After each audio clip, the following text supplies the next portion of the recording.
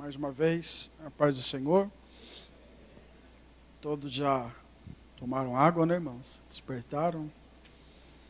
E nós vamos continuar. Estamos na página 8, falando aí sobre a unidade, né? Acabamos de falar sobre o que não é unidade.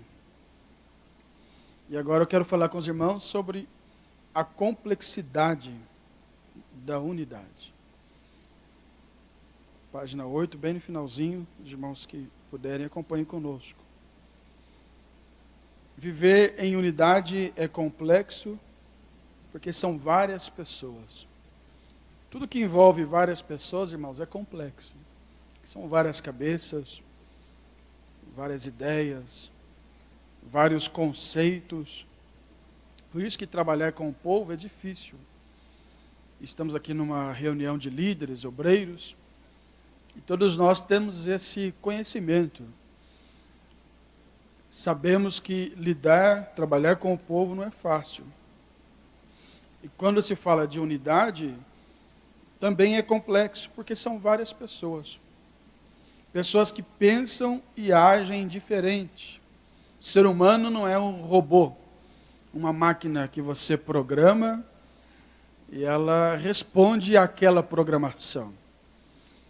Ou uma marionete, né, como as irmãs fazem no departamento infantil, aquelas peças teatrais em que alguém comanda um boneco, uma marionete, que faz exatamente aquilo que a gente diz. O ser humano não é assim. Às vezes você diz A e alguém faz B, ou entende B. Às vezes faz porque entendeu errado. Às vezes faz errado porque a gente não soube também explicar, orientar. E às vezes faz errado porque realmente quer fazer errado. Aí é mais grave, né? Mas são pessoas que pensam e agem diferente. Têm sonhos e objetivos de vida diversos também, diferentes. Mas nesta unidade, dentro desse princípio que nós estamos estudando, analisando aqui, é preciso que essas pessoas deixem tudo que é pessoal em segundo plano e lutem por aquilo que é coletivo. Então, um exemplo bem prático. Esta escola bíblica, qual edição? É a sexta, né? Sexta edição. Alguém poderia dizer, eu já participei de todas. Estou aqui nessa igreja há tantos anos, participei de todas as escolas bíblicas. E por que participar de mais uma? Por que estar aqui? Será que não havia outras coisas que alguém poderia fazer? Sim. Cada um de nós, todos vocês que aqui estão, com certeza teriam outras coisas, outros trabalhos, outros objetivos a serem realizados de ordem pessoal, familiar. Mas por que a gente está aqui? Por que os irmãos estão aqui? Por que nós estamos aqui? Porque a gente deixa aquilo que é nosso em segundo plano e a gente se une em torno de um objetivo que é para o bem comum. Depois de um trabalho como esse, depois de uma escola, a gente sempre sai melhor. Porque conhecimento ninguém toma da gente. Eu fui bancário um tempo, quando eu vim trabalhar só na obra, como obreiro integral. Eu era bancário, do Bradesco. E tinha um gerente lá, um chefe nosso, que ele sempre dizia, o banco sempre oferecia muitos cursos. Alguns eram obrigatórios, outros não. Mas ele sempre dizia, olha, faça todos. Porque um dia você vai sair do banco. Ou por aposentar, ou por outra razão. E você pode perder tudo, menos o conhecimento. Você não vai perder. E eu gravei, pastor Álvaro, aquilo que ele falava para mim, aquele chefe, aquele gerente. Porque hoje no ministério, já se passaram mais de 10 anos que eu saí do banco. Hoje no ministério eu olho para trás e eu vejo quanta coisa boa que eu aprendi lá e que também é útil, inclusive no ministério. E esta escola bíblica, por exemplo, a gente está aqui aprendendo, todos nós aqui estamos. E há pessoas que estão aí me ouvindo que têm muito mais capacidade, muito mais condições. E isso que eu estou falando aqui não é novidade para você. Mas a gente deixa os nossos interesses de lado, deixa os nossos projetos de lado e se une com os outros, porque isso aqui é para o bem comum, é para o crescimento da obra de Deus, é para o crescimento do nosso ministério e, sobretudo, para que o nome de Jesus seja exaltado através da nossa vida. Glória seja dada ao nome dele.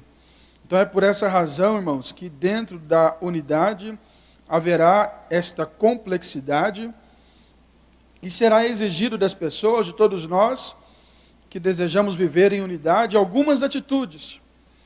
Se nós queremos mais unidade na igreja, no ministério, na nossa congregação, eu vou até perguntar, quem quer melhorar isso no que diz respeito à unidade? Quem quer melhorar? Lá no seu trabalho, na sua congregação, levante a mão e diga amém.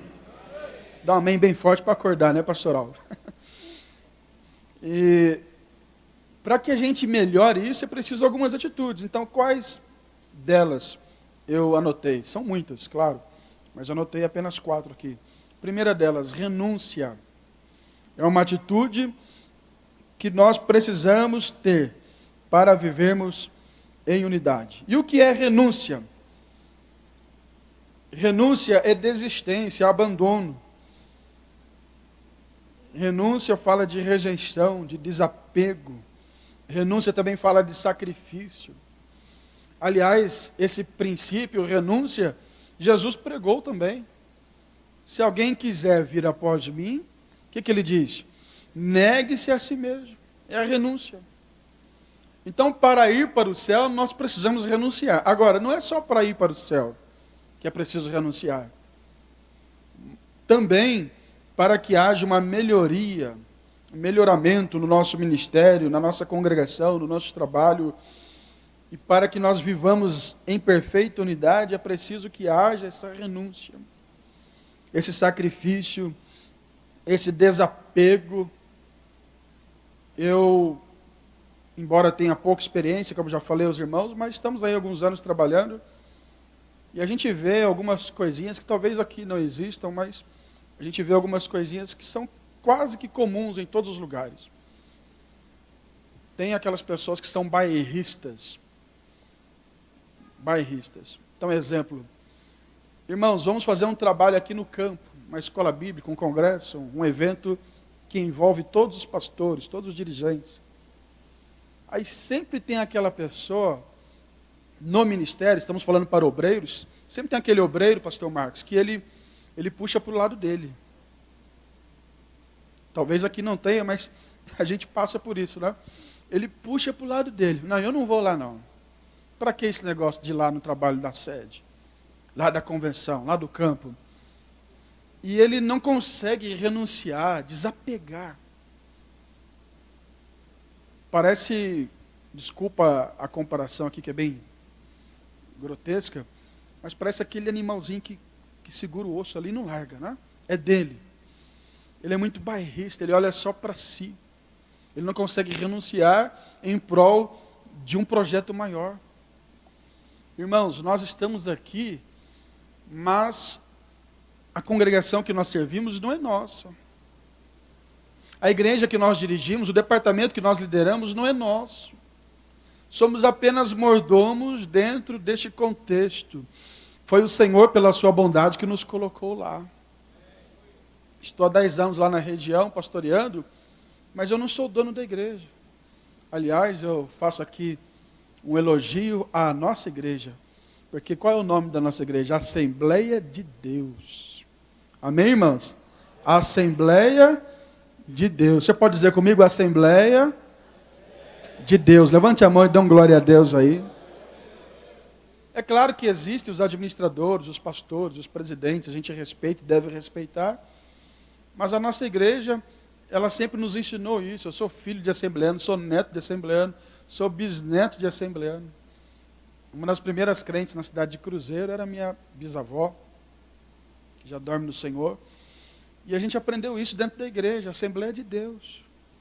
A gente tem que olhar para um bem maior, um bem comum, renunciar àqueles obreiros que não conseguem desapegar. Ele entra num processo de ativismo ministerial, e ele começa a se envolver tanto num trabalho local, que ele não consegue, pastor Álvaro, viver o princípio da unidade como um todo. Ele olha só para aquela congregação, só para aquele departamento, só para aquela região. Não, irmãos. Nós fazemos parte de uma igreja que o projeto é muito maior do que nós imaginamos. E o Senhor conta contigo neste projeto. Se for preciso renunciar a algumas coisas em prol da unidade, faça isso. E o nome do Senhor Jesus será glorificado no seu ministério. Você não vai perder nada com isso, não. Pelo contrário, vai ganhar. Não é isso? Então é preciso renunciar. Mas é preciso também ter comprometimento. E o que é se comprometer? É obrigar-se por compromisso, se responsabilizar, se sujeitar, expor a perigo, dano ou até vergonha. Para que a gente viva a unidade na sua plenitude dentro da obra de Deus e também em outros aspectos da vida, é preciso que a gente renuncie a algumas coisas, mas é preciso também que haja da nossa parte esse comprometimento. Infelizmente, a gente percebe no ministério, às vezes, algumas pessoas que não vestem a camisa, não estão comprometidas, não se obrigam por compromisso, não se responsabilizam por algum trabalho, algo a ser feito, não se sujeitam, que comprometimento fala de também se sujeitar, se expor a perigo. Irmãos, há projetos de Deus para esta obra. A igreja aqui em Uberlândia é referência no Brasil para todos nós, mas eu creio que Deus tem muito mais ainda a fazer, não parou por aqui. E sabe com quem Deus conta? É com você. Diga pelo menos para dois aí, é com você. É com você que Ele conta. Lá em Birigui é comigo. Em outros lugares é com aqueles que lá estão. Aqui nesta obra, nesta igreja, neste campo, Deus quer fazer mais e vai fazer. Quem crê assim, diga amém. Agora, tem que existir comprometimento, porque o comprometimento é um princípio essencial para a unidade. Os irmãos estão entendendo? Digo amém. Se comprometer. Por isso que Jesus falou, olha, quem vai me seguir, quem vai andar atrás de mim aí, e não aborrecer pai e mãe. Será que Jesus queria que a gente desprezasse pai e mãe? Claro que não. Irmãos, família, será que Jesus queria que a gente desprezasse pessoas tão queridas? Claro que não. O que Jesus está colocando ali é o princípio do comprometimento. Chegará um momento que você vai ter que escolher. Vou atender interesses particulares ou eu estou comprometido com a obra de Deus? Ou eu estou comprometido com o ministério que Deus me entregou? Comprometimento. Outra atitude, amor. Amor é o sentimento de afeto, de carinho, de respeito que alguém nutre por outrem. Não existe unidade perfeita se não existir também o amor, além da renúncia, o comprometimento e o amor. Ou seja, eu tenho que amar a causa. Eu tenho que amar isso que eu faço.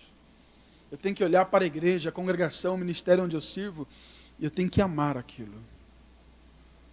A gente vive aí em um mundo em que não há mais este amor a bandeiras, amor à pátria. A gente está vivendo num mundo muito difícil, em que as pessoas vão deixando de lado esse comprometimento, esse amor. A gente vê, desculpa usar o exemplo aqui do mundo esportivo, mas é pedagógico. A gente vê isso no mundo esportivo.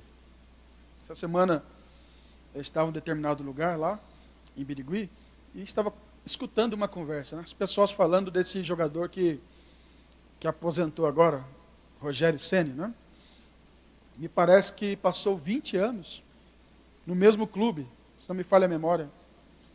20 anos trabalhando ali como goleiro no mesmo clube.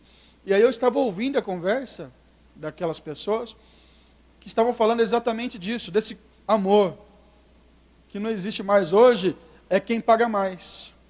Não é assim? Lá fora, estou falando lá fora, no mundo esportivo, quem paga mais? O camarada não tem aquele amor à camisa, um ideal. É quem paga mais. Mundo esportivo. Mundo político. Será que é diferente, com todo respeito aos políticos? Que é possível que haja alguns aqui, e eu não sou contra, é necessário fazer política, né? E com todo respeito, mas também às vezes a gente vê isso, às vezes na política. Qual é o ideal daquele candidato? Ele se elege, daqui a pouco muda de partido, troca toda hora. Inclusive, há até projetos aí para tentar impedir esse tipo de situação. Porque não há mais aquele ideal, você não consegue mais detectar qual é o ideal desse camarada. Não existe mais ideal. Hoje, o que está falando mais alto são valores financeiros. Mas vamos esquecer um pouquinho lá fora, olha aqui dentro, vamos olhar dentro da igreja. Será que existe em mim e em você? Irmãos, é um exame para dentro, introspectivo. Eu não estou aqui, pelo amor de Deus, estou acusando ninguém, estou apenas nos levando a gente olhar para nós mesmos. Será que existe ainda em nós, em mim, em você, um amor por este ministério, por esta igreja, por esse trabalho? Ou nós estamos também naquela situação de quem paga mais, leva. Quem dá o maior salário, leva. Infelizmente, a gente ouve assim alguns pastores. Eu recebi propostas. Alguns chegam para mim, né, e falam, pastor, recebi uma proposta. Quando a pessoa começa a falar muito em proposta, irmãos, é porque não existe mais este amor. Já não tem mais unidade. Mas eu venho falar para você com muita humildade e respeito. Continue amando isso que Deus te entregou. É possível, eu não vou pedir para ninguém fazer isso, mas é possível que no seu bolso aí esteja a credencial de diácono, de presbítero, de pastor da Comadetrim, CGADB. É possível. Assim como eu ando com a minha, é possível que você esteja com a sua também. E pastor Álvaro, com todo respeito, há pessoas, isso eu já vi, pessoas que pegaram credenciais e rasgaram. Isso aconteceu com o meu pai, eu era criança e eu presenciei um presbítero que chegou para ele, pastor Marcos, e rasgou. E jogou assim, para que me serve isso? Pagou um preço muito caro, por falta de amor àquela causa e por consequência não havia unidade. Agora essa credencial, isso que Deus lhe entregou, eu não sei se há 5 anos, 10 anos, 20 anos atrás, o Senhor usou um homem. Isso é muito sério, irmãos. Ele usou um homem que ele escolheu e colocou a mão sobre a sua cabeça. Você lembra desse dia? Eu te chamo agora à lembrança, volta um pouquinho atrás. Você lembra desse dia que você dobrou os joelhos, quem sabe aqui na frente desse altar, e alguém colocou as mãos sobre a sua cabeça? Aquilo era algo espiritual. Eu aprendi assim, irmãos. E falo com liberdade porque eu conheço o pastor de vocês e sei que ele ensina da mesma forma. Somos da mesma igreja. Eu aprendi assim, é algo espiritual. Agora eu te convido a lembrar daquele dia e fazer uma análise introspectiva. Ainda há aquele amor pela causa que havia no primeiro dia? Ainda há? Se porventura, no decorrer da caminhada, alguma coisa fez esse amor esfriar, e por consequência se esfria o amor à causa, também se quebra a unidade. O Espírito de Deus está aqui nesta noite para trazer renovo. Aleluia, renovo espiritual. Ou será que o obreiro não precisa de renovo? Eu preciso. Quem precisa de renovo espiritual? Bendito seja o nome do Senhor. Continue amando. Agora, o que é preciso também para se manter essa unidade? Cumplicidade, eu coloquei aqui. O que é cumplicidade? Cumplicidade, se você olhar sobre o aspecto criminal, é o auxílio prestado à realização de um crime. Mas não é o nosso caso aqui, graças a Deus, né? Mas no nosso caso, a cumplicidade fala de compreensão profunda por vezes expressa e vivida entre duas ou mais pessoas. Ou seja, no ministério, falando aqui do nosso caso ministerial, é a gente compreender um ao outro, ajudar um ao outro, auxiliar um ao outro. Hoje eu te ajudo, amanhã você me ajuda. É a gente dar as mãos, a gente é cúmplice dentro de uma mesma causa, para que o nome do Senhor Jesus seja exaltado através do nosso ministério. Então a cumplicidade aqui neste caso fala dessa compreensão profunda um do outro, um entender o outro, através da convivência do dia a dia na nossa vida ministerial. Então vamos repetir comigo para a gente não dormir, porque é uma aula, né? Diga assim: para que vivamos em unidade, é preciso renúncia, comprometimento, amor e cumplicidade. Amém, irmãos? Vamos viver assim? Sim ou não? Vamos viver assim e o nome de Jesus será glorificado através do nosso ministério. Seguindo aqui, finalzinho da página 8 diz: a unidade sob a perspectiva eclesial. A unidade na igreja, no caso aqui, eclesial, vai além das explicações e conceituações humanas. Vou falar só esse tópico aqui agora, e vou finalizar a parte de hoje. Me disseram que amanhã eu vou ter a oportunidade, os irmãos terão o sacrifício de ter que me ouvir amanhã. Amém, irmãos? Vai orando aí, né? Para Jesus te dar graça, né? Mas a unidade da igreja, ou na igreja, ela vai além das explicações e conceituações humanas.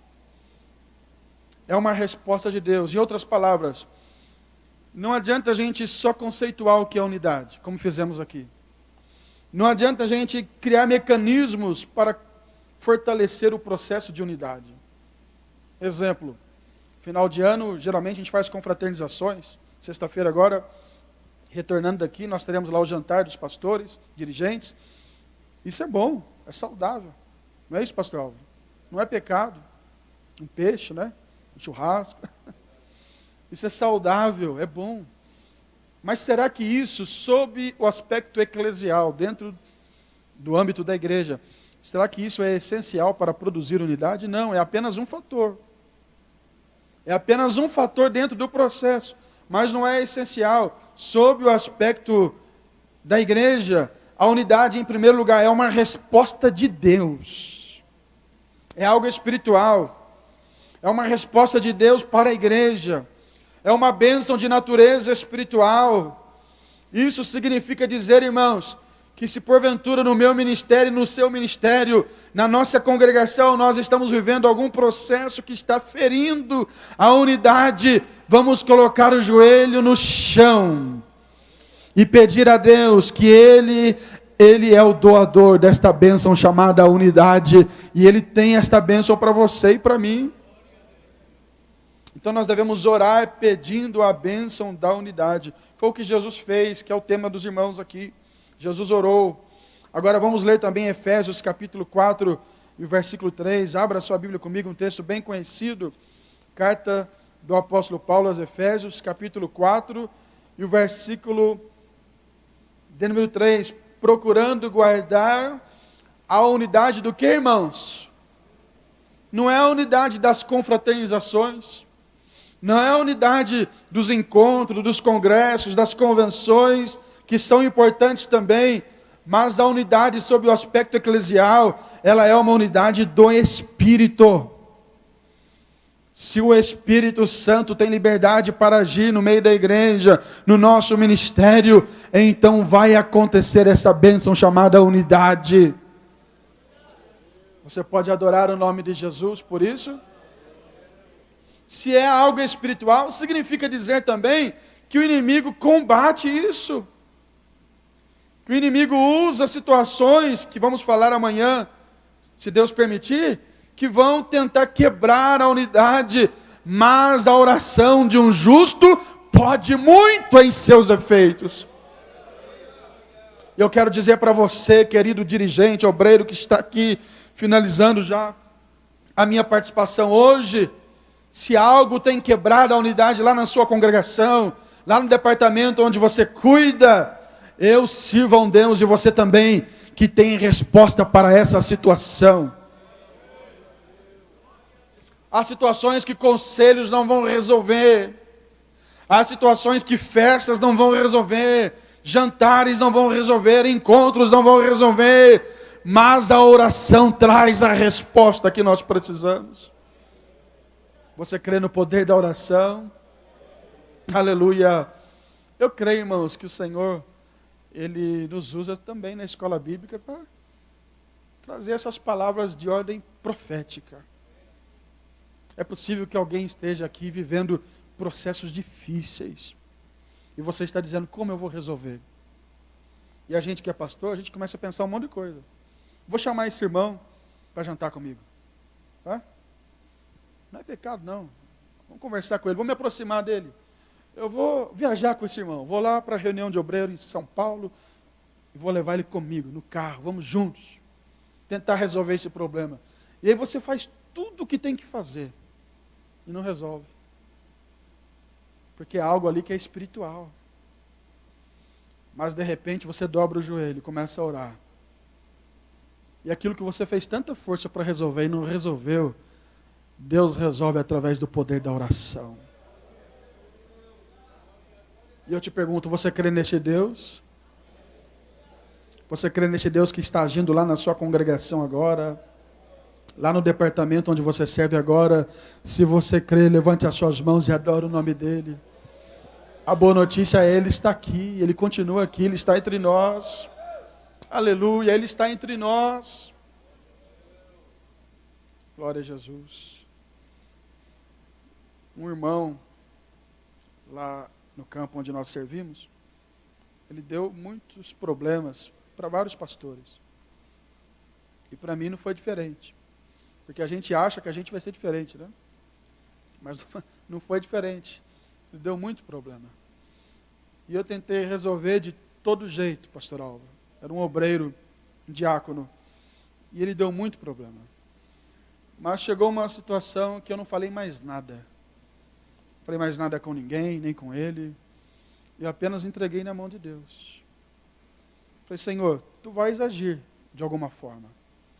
Mas não é aquela oração que alguém chama de uma macumbinha gospel, né? Senhor, quebra a perna dele.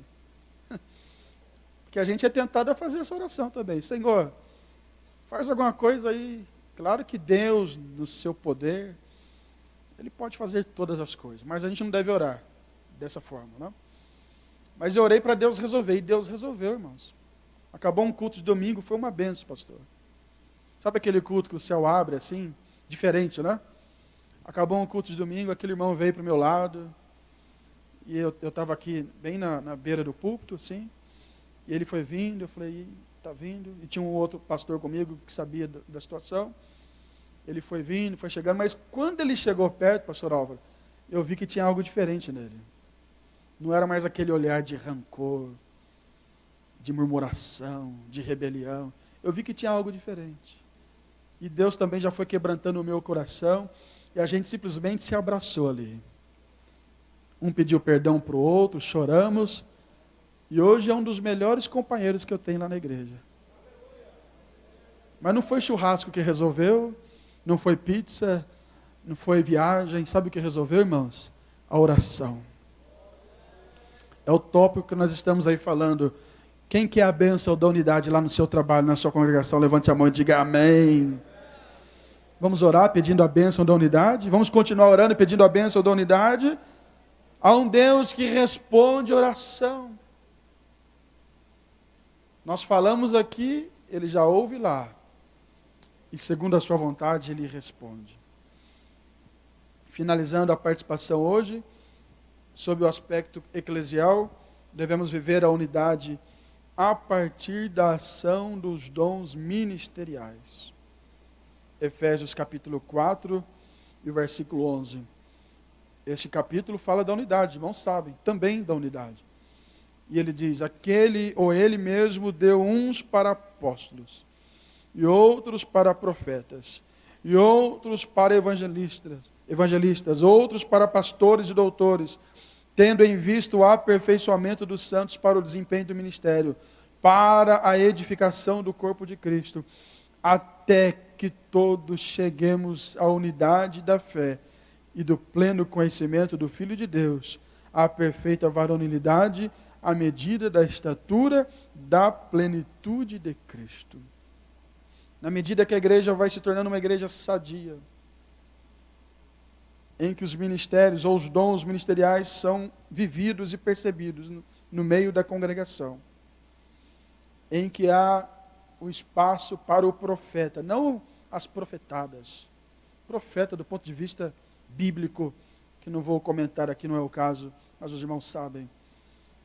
Em que há espaço para a ação pastoral, para a ação dos mestres, dos doutores, apóstolos, tudo isso que vai sendo conduzido dentro da obra de Deus e na igreja do Senhor Jesus, de maneira sadia.